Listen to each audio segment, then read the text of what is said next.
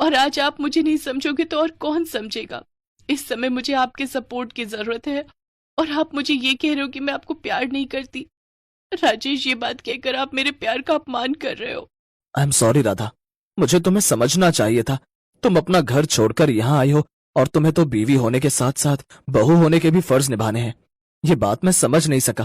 اب میں تمہیں اس طرح سے کبھی بھی غلط نہیں بولوں گا۔ راجیش اور رادھا کی بات چیت ساس شاردا دیوی اور سسر رام ناتھ نے سن لی۔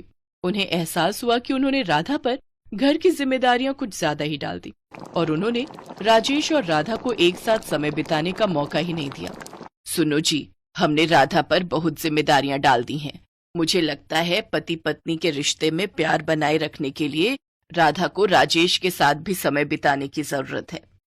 رادھا اگر اس گھر کی بہو ہے تو راجیش کی پتنی بھی ہے۔ ہمیں ان دونوں کو سمے دینا چاہیے۔ ہمیں کچھ کرنا چاہیے تاکہ رادھا اور راجیش ایک دوسرے کے ساتھ سمے بتا سکے۔ شاردا دیوی اور رام ناتھ نے کچھ سوچا اور اگلے دن اپنے بیٹا بہو کو اپنے پاس بلایا۔ رادھا بہو، ہمیں معاف کر دو۔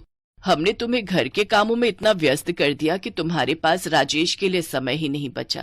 ہمیں سمجھ آ گیا ہے کہ تم دونوں کو ایک ساتھ سمے بتانے کی ضرورت ہے۔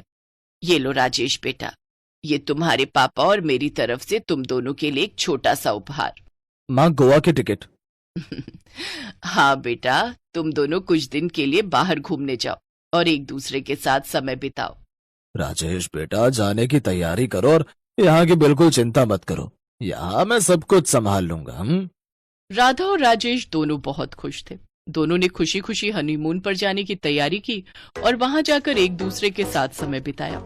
پہلی بار دونوں نے کھل کر اپنے دل کی باتیں کی اور ایک دوسرے کو اور اچھے سے سمجھا۔ اس سمے نے ان کے رشتے کو اور مضبوط بنا دیا۔ اب رادھا اور راجیش اپنے اپنے کاموں کے ساتھ ساتھ ایک دوسرے کے لیے بھی سمے نکالنے لگے۔ راجیش نے آفس سے لوٹنے کے بعد رادھا کے ساتھ شام بتانے کا سمے نشچت کیا، اور رادھا نے بھی اپنے کام کو اس طرح ویوستھت کیا کہ انہیں ایک دوسرے کے ساتھ زیادہ سے زیادہ سمے مل سکے۔ اس طرح پریوار کی سمجھداری اور سمرتھن سے رادھا اور راجیش کا رشتہ اور مضبوط ہوا۔